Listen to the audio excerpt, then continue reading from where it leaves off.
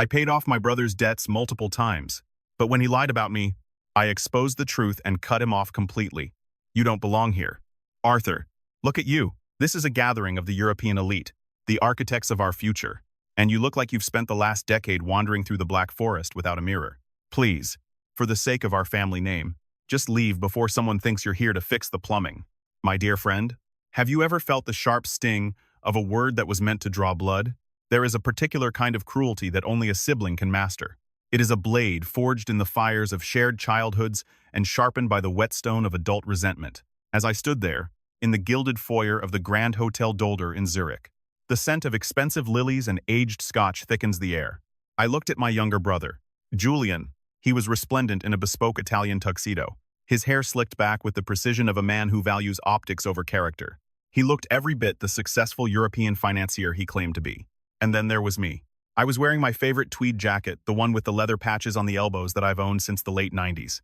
My shoes were comfortable, well-worn brogues, perfectly suited for a long walk through the cobblestone streets of Vienna or Prague.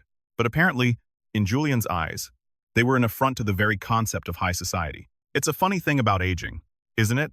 As we cross into our 60s and 70s, we often find that we stop dressing for the eyes of others and start dressing for the comfort of our own souls. I didn't feel out of place because I knew exactly why I was there. I had been invited by the board of the foundation, but to Julian, who was busy trying to charm a group of German venture capitalists, my presence was an embarrassing stain on his carefully curated canvas. He didn't see a brother. He saw a liability.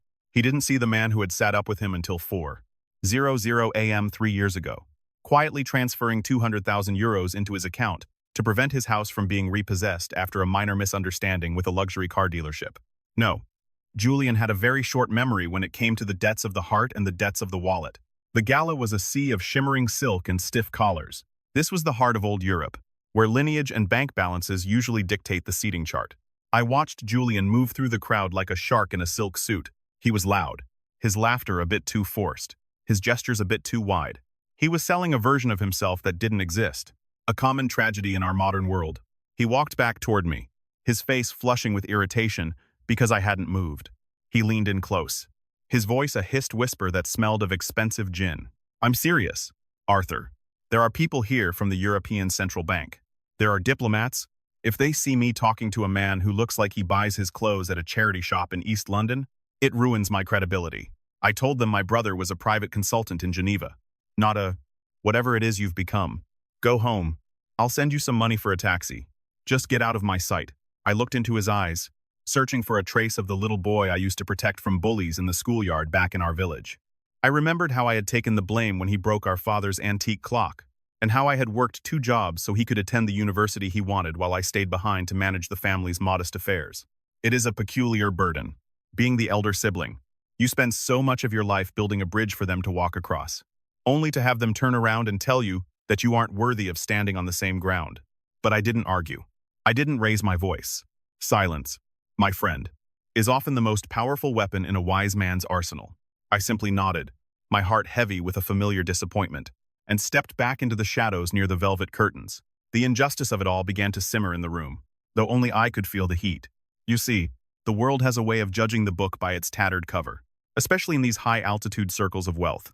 I saw the way the waitstaff looked at me, or rather, looked through me. To them, I was a ghost, a non-entity who had somehow slipped past the velvet rope. They offered champagne to the men in the sharp suits and the women dripping in diamonds, but they bypassed me as if I were a piece of the furniture. It was a fascinating study in human behavior. We talk so much about European values, about human rights and dignity. Yet here, in one of the wealthiest cities on earth, dignity was seemingly tied to the thread count of one's shirt. I retreated to a small alcove, watching the theater of vanity unfold. Julian was now holding court with a group of investors from Frankfurt. I could hear snatches of his conversation. He was talking about legacy and the responsibility of wealth. Ironically enough, he even mentioned me again, though not by name. It's a tragedy, I heard him say, his voice dripping with performative sympathy. Some people are simply content to waste their potential. I have a relative, a dear man, really, but he spent his life refusing to adapt. I've had to support him for years. It's the burden we bear, I suppose, for being the ones who actually drive the economy forward. The group nodded solemnly, sipping their Krug, while Julian basked in their unearned admiration. My mind drifted back to the dozens of times I had stepped in to save him. There was the failed luxury resort project in Montenegro that turned out to be a massive Ponzi scheme he'd been foolish enough to join. I paid the lawyers. There was the gambling debt in Monaco that threatened to turn violent. I made the wire transfer. And most recently, there were the forged signatures on our mother's estate documents, a crime I could have seen him imprisoned for. But instead, I quietly settled the discrepancies and told him never to do it again. Each time, he would cry. He would promise to change, and he would call me his savior. But as soon as the sun came out and the bank balance was back in the black, the savior became the embarrassing older brother. It was a cold realization. Standing there in that beautiful room, I realized that my silence had perhaps been a form of enabling.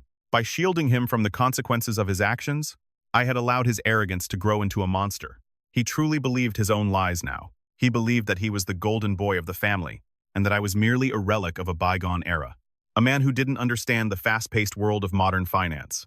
He had forgotten that the very foundation of his success was built on the quiet, steady sacrifices of the man he was currently mocking. I looked at my watch. The main ceremony was about to begin. The surprise guest of honor was scheduled to be introduced in 20 minutes.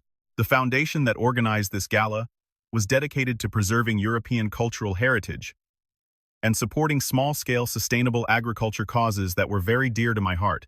Julian, of course, was only there because he hoped to secure a seat on the board, which he believed would give him the social leverage he needed to launch his next dubious investment fund. He had no interest in the cause. He only had an interest in the prestige. A young woman in a sharp navy blazer, clearly one of the event coordinators, approached me. She looked stressed, her eyes scanning the room. When she saw me, her expression changed from worry to a sort of guarded curiosity. "Excuse me, sir," she said, her voice polite but firm. "This area is reserved for the VIP donors. If you're looking for the public coat check, it's down the hall and to the left.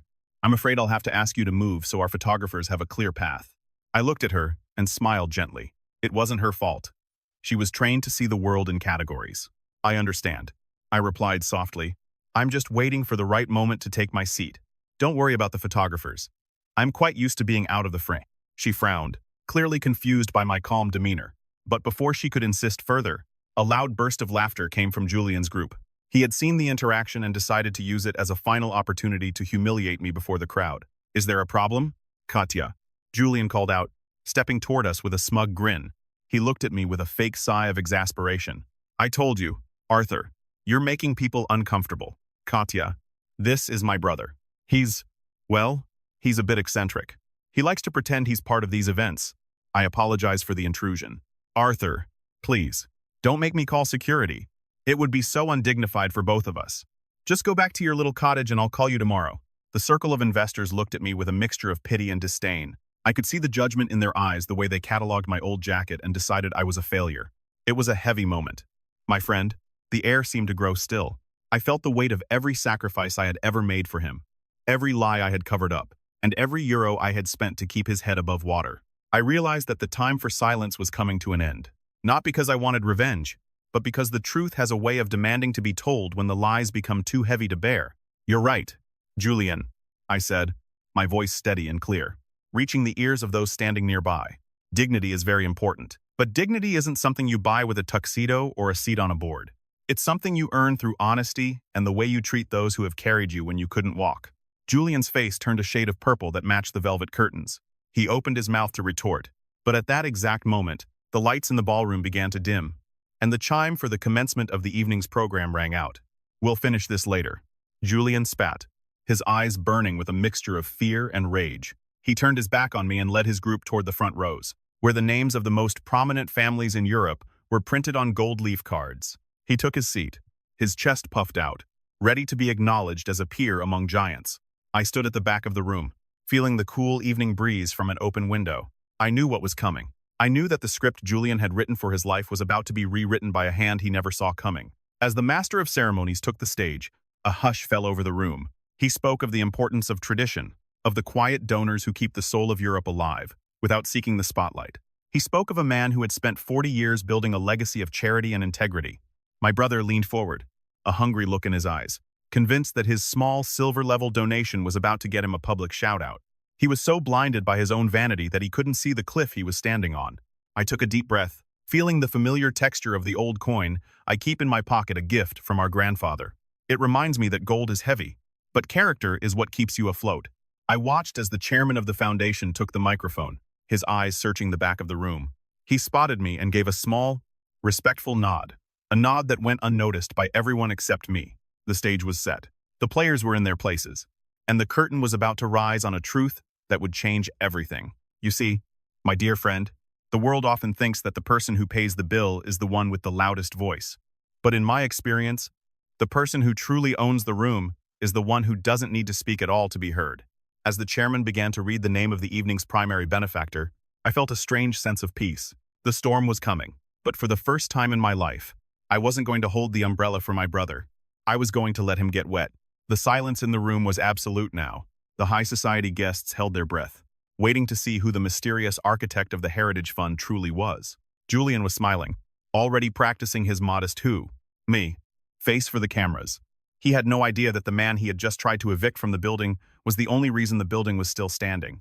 He had no idea that the unkempt brother in the old tweed jacket was about to become the most important person in the room. And so, as the chairman opened the gold envelope, I straightened my shoulders. I didn't need a tuxedo to feel like a man of substance. I had the truth. And in a world built on shadows and mirrors, the truth is the most gaingnien, the most surprising power of all. I looked at Julian's back, one last time, and whispered a silent goodbye to the brother I thought I knew. The era of paying his debts was over. The era of the truth had begun. I have lived through many winters, and I have seen many empires rise and fall. But nothing is quite as dramatic as the moment a lie collapses under its own weight. The chairman cleared his throat, the sound echoing through the speakers. Ladies and gentlemen, he began. It is my distinct honor to introduce a man whose generosity is matched only by his humility. A man who has personally ensured the survival of over 50 historic sites across our continent. I closed my eyes for a second, savoring the stillness before the roar. The air in the Grand Hotel Dolder was thick with anticipation.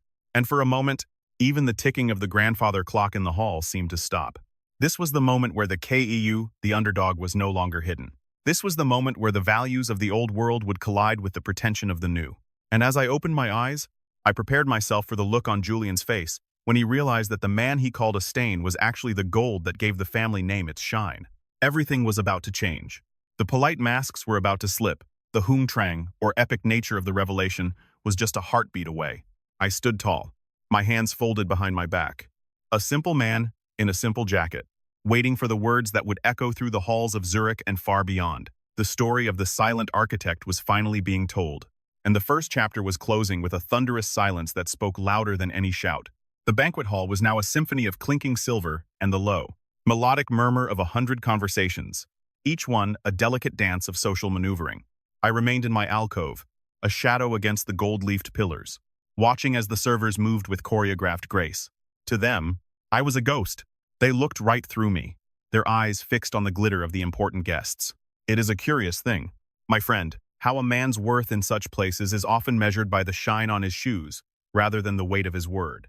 I stood there, feeling the draft from the balcony, a cool reminder of the world outside this bubble of pretension. I saw Julian at table 1, the seat of honor, laughing heartily with a man I recognized as Baron von Steiger, a powerhouse in the European steel industry. Julian was leaning in, his hand on the Baron's shoulder, a gesture far too familiar for a man of his actual standing. Julian's voice, amplified by his own ego, drifted over to me. He wasn't just ignoring me now. He was using me as a prop in his own tragic play. You see, Baron, he said, loud enough for the surrounding tables to hear. True success is a lonely road when you're the only one in the family who understands the value of a hard day's work. My brother, Arthur, the man you might have seen loitering near the entrance, is a cautionary tale. I've spent the better part of 2 decades trying to pull him out of the gutters of his own making. A failed artist, a dreamer with no grasp of reality. I pay for his flat, his healthcare, even his modest little wardrobe. But alas, some souls are simply content to be taken care of. The Baron nodded with a look of patronizing sympathy, and a few of the socialites nearby whispered behind their fans, their eyes darting toward me with a mixture of pity and revulsion. I felt a slight heat rise in my chest, a rare flicker of anger, but I took a slow, deep breath and let it settle. I reached into the inner pocket of my tweed jacket and felt the edges of a small, leather-bound notebook. It was my ledger of grace, as I called it. Within those pages were the dates, the amounts, and the wire transfer codes for every time I had saved Julian from total ruin. It wasn't just money. It was the record of his forged signatures on our mother's will, the gambling debts in Brussels that almost cost him his life, and the offshore accounts I had quietly closed to save him from a tax evasion scandal that would have seen him behind bars for a decade. He had forgotten it all. Or rather, he had chosen to overwrite the truth with a more convenient fiction. He had become the hero of a story built on my silence. A waiter finally approached me, not with champagne, but with a look of profound annoyance. "Sir, I must ask you once more to step out of the VIP section. We are about to begin the main course, and your presence is distracting for the guests." I looked at the young man. He was barely 25, his uniform crisp and his ambition palpable. He wanted to please the wealthy, and he saw me as an obstacle to his tip. "I'm waiting for a friend," I said simply. The waiter's lip curled. "I'm sure you are, but perhaps you can wait for your friend in the staff entrance. There's a nice bench near the kitchens." He didn't wait for my answer. He placed a firm hand on my elbow, intending to guide me away. Just as he did, my phone vibrated in my pocket. I pulled it out, an old, reliable model that Julian had mocked as a relic of the Cold War. The screen lit up with a name that would have made the Baron's blood run cold. Marcus Thorne. Marcus was the CEO of the very bank that held the mortgage on this hotel, and, more importantly, the man who managed the private equity fund I had founded 30 years ago. I answered it quietly. "Yes, Marcus." The waiter paused, his hand still on my arm, his ears pricking up at the tone of my voice. "Arthur." Marcus's voice boomed with genuine warmth. "I'm just landing in Zurich. I'll be at the gala in 10 minutes. I assume you've already been greeted by the board. I told them to treat you like the king you are." I glanced at the waiter, who was now staring at my phone as if it were a ticking bomb. "I'm here, Marcus, though I think the staff is a bit confused about my royal status. Take your time. I'm enjoying the view." I hung up and looked at the waiter. His grip on my arm loosened, but the arrogance hadn't quite left his eyes. He assumed I was some sort of eccentric prankster, or perhaps a retired mid-level clerk playing a part. "Sir, please," he stammered. "The manager is watching. I have my orders." I smiled. A genuine, tired smile. "I wouldn't want you to lose your job over a misunderstanding." "Young man, I'll move. But remember, the most important people in a room are rarely the ones shouting about it." I stepped further back into the shadows of the balcony doorway, the cool night air of the Alps kissing my face. I could see the lights of Zurich reflecting off the lake, a city built on discretion and old, quiet money. It was my world, even if Julian had forgotten that he was merely a guest in it. From my new vantage point, I watched Julian's performance reach its crescendo. He was now regaling the table with a story about a difficult negotiation he had handled in London. A story that I knew for a fact was actually about a deal I had closed while he was recovering from a hangover in a hotel room in Soho. He spoke with such conviction, such rhythmic cadence, that even I found myself almost believing him. He was a master of the mask. But masks are fragile things, my friend. They require constant maintenance, and they are prone to cracking when the light of the truth gets too bright. Julian was so caught up in his own brilliance that he didn't notice the chairman of the foundation, Dr. Weber, scanning the room with a worried expression. Dr. Weber was a man of great integrity, a scholar who valued the preservation of European culture above all else. He knew the truth. He had been the one to receive my anonymous donations over the years, the funds that had restored crumbling cathedrals in Poland and saved ancient libraries in Florence. He knew that the name Arthur stood for more than just a man in an old coat. It was the backbone of his foundation. I saw him approach Julian's table, and Julian stood up, his face breaking into a wide, sycophantic grin. "Dr. Weber, a magnificent evening. I was just telling the Baron here how much my family values the work you do. I'm looking forward to our discussion about my seat on the board."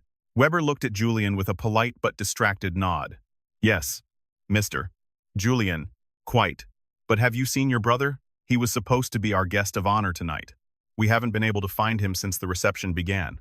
Julian's smile faltered for a fraction of a second, before it hardened into a mask of faux concern. "My brother. Oh, Dr. Weber. I'm afraid he's had one of his episodes. He was here earlier, causing quite a scene. I'm ashamed to say. I had to ask him to leave for the sake of the event's dignity. You know how it is with family, one does what one can, but some burdens are simply too heavy to carry in public. I've sent him home in a cab. He's much more comfortable in his own little world." I saw Dr. Weber's eyes narrow. He was a man who spent his life studying the nuances of human history. He was not easily fooled by a cheap performance. "You asked him to leave," Weber repeated, his voice dropping an octave. "You asked the primary benefactor of this entire evening to leave."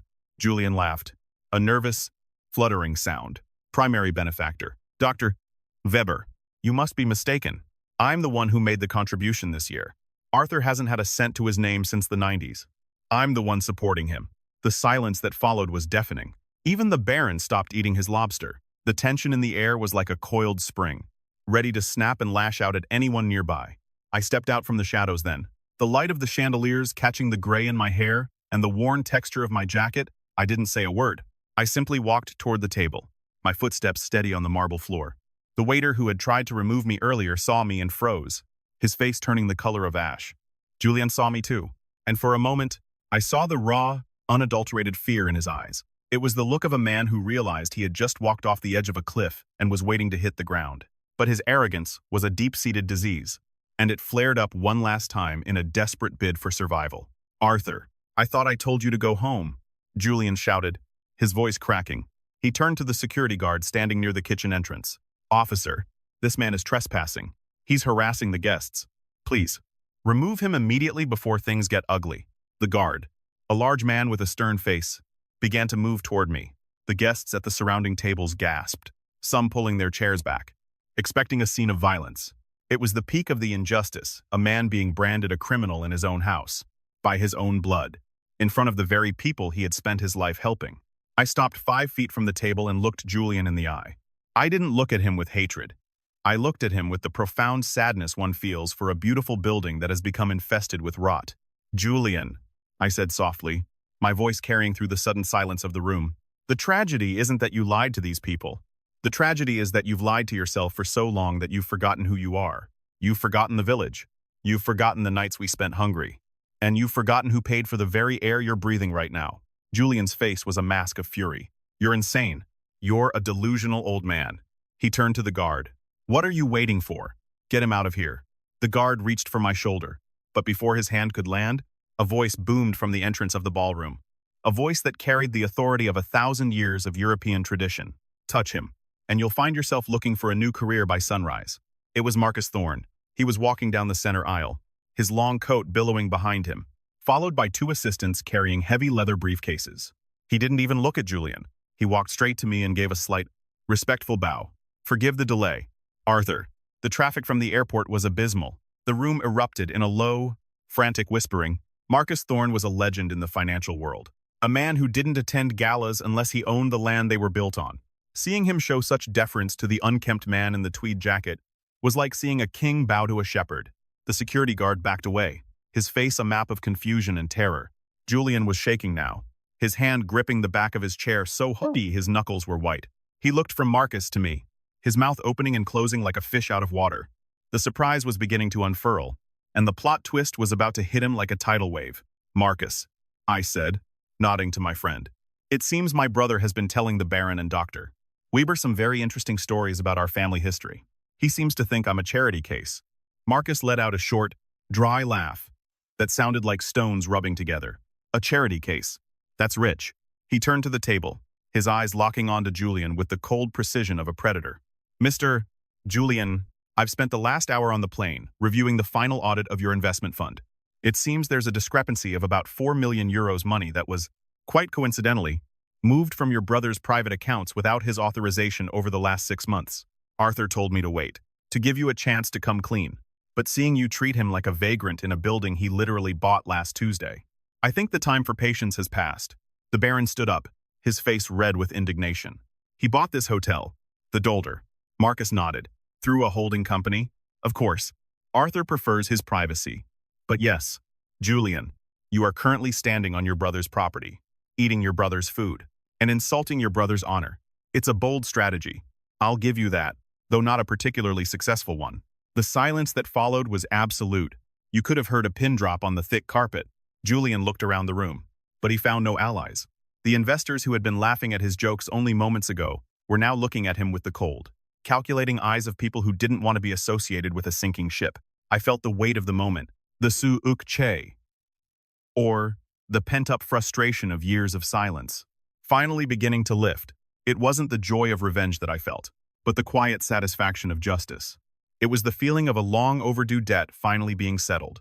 I looked at Julien, who was now sinking into his chair. His bravado completely evaporated. He looked small. He looked like the frightened little boy I had protected so many years ago. But this time, There was no one to catch him. He had burned the bridge while he was still standing on it. I think, I said, my voice steady and calm, that it's time we discuss the future. Julian, or rather, your lack of a future in this family's affairs. I reached into my pocket and pulled out the small leather notebook. I laid it on the table in front of him. Every debt, Julian, every lie. Every time I fixed what you broke, it's all in here. And tonight, the account is closed. I looked at Dr. Weber and the Baron. I apologize for the disruption. Gentlemen, please, enjoy the rest of your evening. My brother was just leaving. The tension in the room was palpable. A thick, invisible cord stretched to the breaking point. The slow-motion feeling of the moment was real. I could see every bead of sweat on Julian's forehead, every flicker of shame in his eyes. He was trapped in the very cage of vanity he had built for himself. And as I turned to Marcus, I knew that the next few minutes would change the course of our lives forever. The tradu angot ngao, the sweet retaliation, was not in a physical blow, but in the simple, undeniable presence of the truth. I watched as Julian looked at the notebook, his hands trembling. He knew what was inside. He knew that his world of mirrors was shattered. The kitchen, or the drama of the night, had reached its peak, and the only thing left was the fallout. I felt a strange sense of clarity. For the first time in years, I didn't feel like my brother's keeper. I felt like a man who had finally reclaimed his own name. The heritage of our family was safe, but Julian was no longer a part of it. The Ang Sang Noi Kui Kondung, the light at the end of the tunnel, was finally visible, and it was blindingly bright. Shall we go to the balcony? Arthur, Marcus asked, his voice a soothing balm after the chaos. The chairman has a few words to say, and I think you should be the one to hear them from the front row. I nodded, but I took one last look at Julian. He was still sitting there, surrounded by the wreckage of his own making, a man who had traded his soul for a tuxedo and found that the suit didn't fit. I turned my back on him and walked toward the stage, the guests parting for me like the Red Sea. I wasn't just a man in a tweed jacket anymore. I was the architect of the evening, and my story was only just beginning. I could hear the murmurs behind me, the shifting of alliances, the whispers of, "Did you know?" And I always thought there was something special about him. People are like that, aren't they? They love to be on the side of the winner, even if they were throwing stones at him a moment before.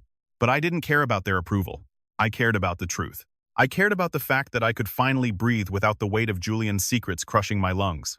The cow-chow was over, but the resolution was going to be the most important part of all. As I took my seat in the front row, right next to Dr. Weber, I felt the cool touch of the grandfather's coin in my pocket. It reminded me of where I came from, of the humble roots that Julian had tried so hard to prune away. You can't hide the earth with a carpet, no matter how expensive it is. The roots always find a way through. And tonight, my roots were holding me steady while Julian was being swept away by the storm he had invited into the room. The story of the two brothers was reaching its final act, and I was ready to see the curtain fall. I looked up at the stage, where the lights were bright and the future looked clear. The injustice had been faced, the tension had been broken, and the truth had been spoken. Now, it was time to see what would happen when the morning sun hit the ruins of Julian's empire. But for now, in this moment of quiet triumph, I simply sat and listened to the music of a life lived with integrity.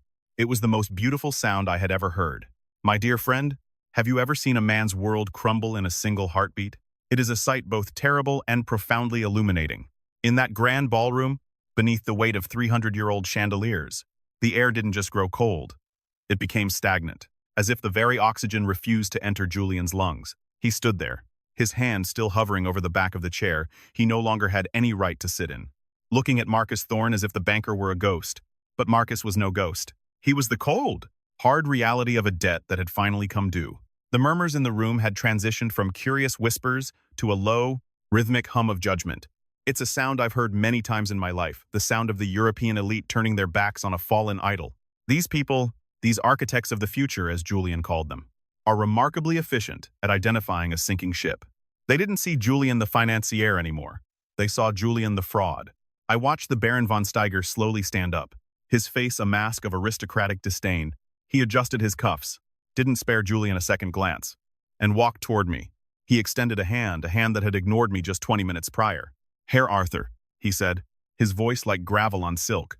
"It seems I owe you a most sincere apology. It appears I have been listening to the wrong brother." I took his hand, but I didn't smile.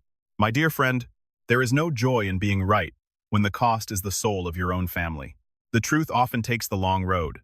"Baron," I replied quietly, "but it always arrives eventually." I turned my attention back to Julian. He was trembling now. Fine.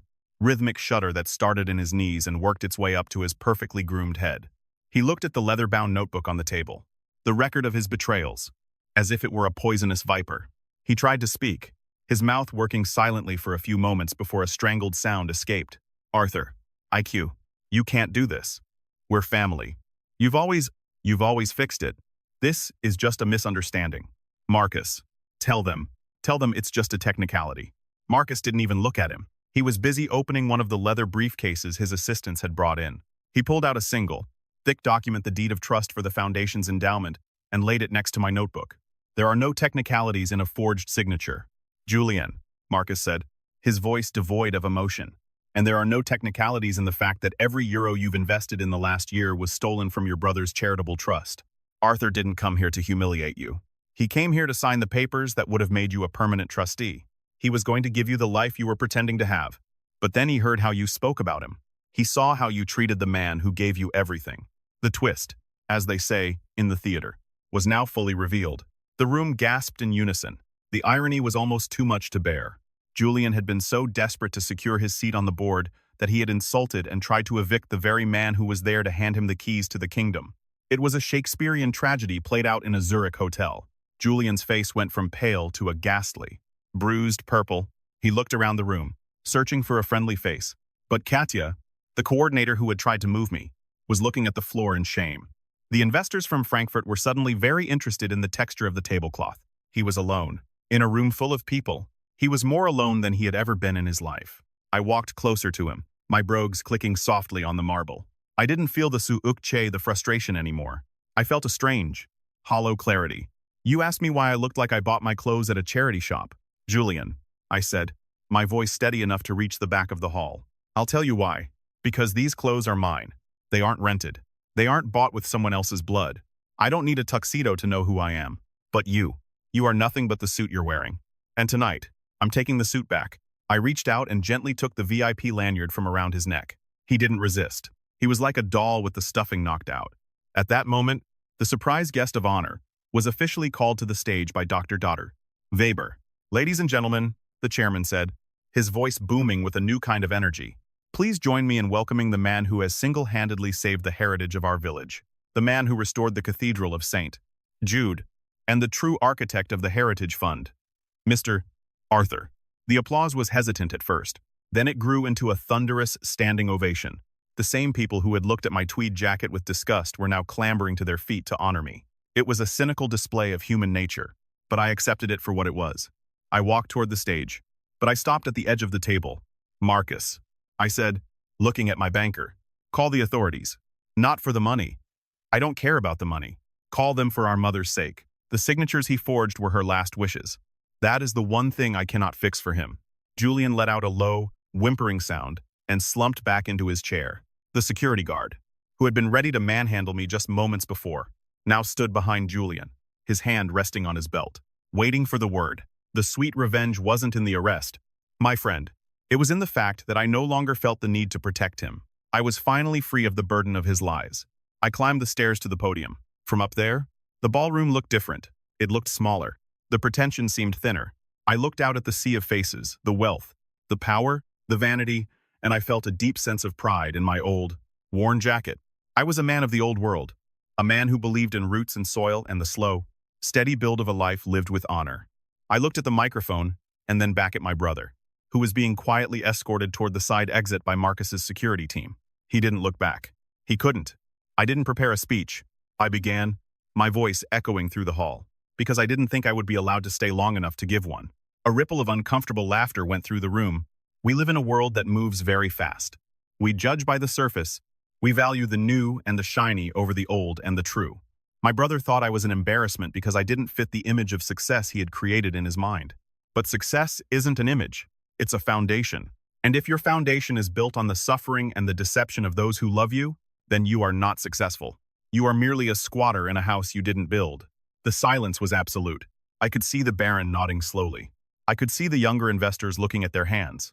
I had brought the Hungtrang, the epic weight of the situation, into the room, and for a moment, the gala felt like a cathedral. I spoke about the importance of European culture, not as a collection of pretty buildings, but as a commitment to truth and the protection of the weak. I told them that the Heritage Fund wasn't about the past. It was about the future. A future where we stop looking down at people because of their clothes and start looking up at them because of their character. While I spoke, the plot twist continued to ripple through the audience. I saw the man Julian had been trying to impress the representative from the European Central Bank approach Marcus Thorne. I later learned that he asked Marcus for my contact information, not to discuss business, but to ask for my forgiveness for his part in the evening's coldness. The justice was being served in small, quiet portions all across the room. The KU had not only turned the tide, he had redefined the very nature of the ocean. As I finished my remarks, I looked down at the front row. There was an empty chair where Julian had sat. It was a stark reminder of the cost of arrogance. I had paid his debts many times. My friend, I had given him second, third, and 10th chances. But there is a limit to grace. There is a point where forgiveness becomes permission, and I had finally reached that point. By exposing the truth, I hadn't just punished him. I had offered him the only thing that might actually save him, the consequences of his own actions. I stepped down from the podium, and the room was a blur of hands reaching out to touch my sleeve, of voices offering congratulations and apologies. I moved through them like a man in a dream. I wasn't looking for their praise. I was looking for the door. I wanted the cold air. I wanted the smell of the mountains. I wanted to be away from the silk and the perfume and the lies. Marcus caught up with me at the entrance, his face etched with a rare expression of concern. Arthur, where are you going? The Baron wants to host a private dinner in your honor. I looked at my old friend and smiled. Tell the Baron thank you. But I've already had quite enough of honor for one night. Marcus, I think I'll walk home. My shoes are quite comfortable. You see, Marcus laughed. A real, warm sound this time. I'll handle the police. Arthur, and I'll handle the liquidation of Julian's assets. He won't bother you again. I nodded, feeling a massive weight lift from my shoulders. Thank you, Marcus, for everything. I stepped out onto the terrace of the Dolder. The night was magnificent. The stars were like diamonds scattered on black velvet, and the lake below was a mirror for the city lights. I felt a sense of Thung Hoa of spiritual elevation. The injustice was gone. The tension was gone. There was only the truth, and the truth was as cold and refreshing as a mountain spring. I reached into my pocket and felt the ledger. It was no longer a record of debts. It was a testament to a finished chapter. As I walked down the long, winding driveway of the hotel, I passed a sleek black sedan. Inside, I could see the silhouette of my brother, sitting between two men in dark suits. He looked small and broken. For a split second, our eyes met through the glass. I didn't see anger in his eyes anymore. I saw a profound, terrifying realization of what he had lost. I didn't look away, but I didn't stop either. I kept walking, my brogues steady on the pavement. A man who had finally stopped carrying the world on his back. The Trathun Gotengau wasn't that I was rich and he was poor. It wasn't that I was famous and he was infamous.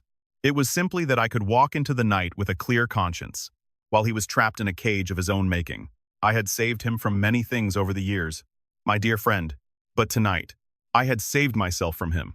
And as the lights of the Grand Hotel Dolder faded into the distance behind me, I knew that the story of the two brothers had reached its natural, inevitable end. I thought about the villagers back home, the ones Julian had forgotten. I thought about the old women who tended the gardens and the men who worked the fields. The ordinary people who were the real heart of Europe. They didn't have tuxedos. They didn't have black cards. But they had something Julian would never understand. They had the earth under their fingernails and the truth in their hearts. I felt closer to them in that moment than I ever had to the people in that ballroom. The road ahead was dark, but I knew the way. I had been walking it for 70 years. Every step was a reminder of the lessons I had learned. That kindness is not weakness. That silence is not absence. And that the most powerful man in the room is the one who needs nothing from it. I felt a surge of Nim Tut Hao of pride, not in my wealth, but in my endurance. I had survived the betrayal of my own blood, and I had come out the other side with my soul intact. I paused for a moment at a stone bridge over a small stream. The water was rushing over the rocks. A constant, ancient song. I took the leather notebook from my pocket, the ledger of my brother's sins, and I held it over the water. For a moment, I hesitated. It was the only evidence of 40 years of sacrifice. But then I realized I didn't need the evidence. The truth wasn't in the paper. It was in the air I breathed. I let the book go. I watched it hit the water and disappear into the darkness, carried away by the current toward the lake. It was done. The account was settled. The coup twist was complete. I turned and continued my walk. The rhythm of my footsteps, a steady beat in the quiet night. I was just an old man in a tweed jacket, walking home through the streets of Zurich. But I knew, and the stars knew, that I was a giant. And that My friend, is the most surprising thing of all. I could almost hear the voices of the ancestors in the rustle of the trees, whispering their approval. In the old world, honor was the only currency that truly mattered. Julian had tried to trade it for gold, and he had ended up with nothing. I had held on to it, even when it cost me everything, and I had ended up with the world. It is a simple lesson. A lurikan bao, neta and hung, or a gentle warning. For those who think the surface is the substance, never underestimate the man who has nothing to prove. As I reached the outskirts of the city, the first hints of dawn began to touch the peaks of the Alps. The night was over, and a new day was beginning. A day without lies, a day without debts, a day where I could finally just be Arthur, the man in the old coat, the man who knew the value of a story, and the man who knew that justice, like the sun, always rises. I felt a sense of profound peace. The Kamzak Vikomli, the sense of justice, wasn't a loud, crashing thing. It was quiet. It was the absence of a burden. It was the ability to look at the rising sun and know that you had done the right thing. Even when the right thing was the hardest thing you'd ever done. My story was no longer a tragedy.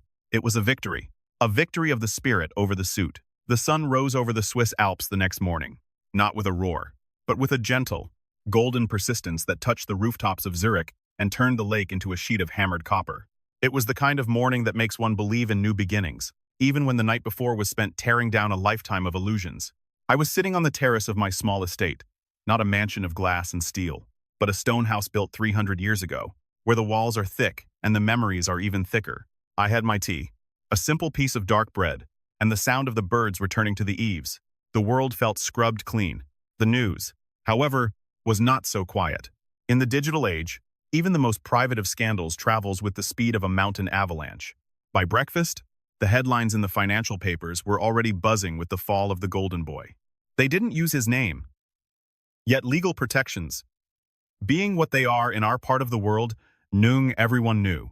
The story of a high-flying financier being escorted out of a heritage gala by federal authorities was too delicious for the gossips to ignore. Julian's world, built on the shifting sands of vanity and theft, had finally succumbed to the tide. It was a hoqua, a consequence, that had been decades in the making. I received a call from Marcus Thorne around 10 o'clock.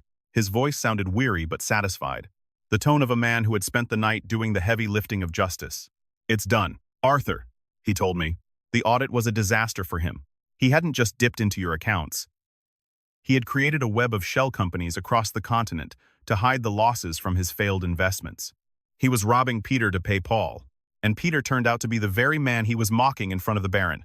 Marcus paused, then added, "I'm asking to see you. He's in a holding cell at the district station. He says it's a matter of life and death."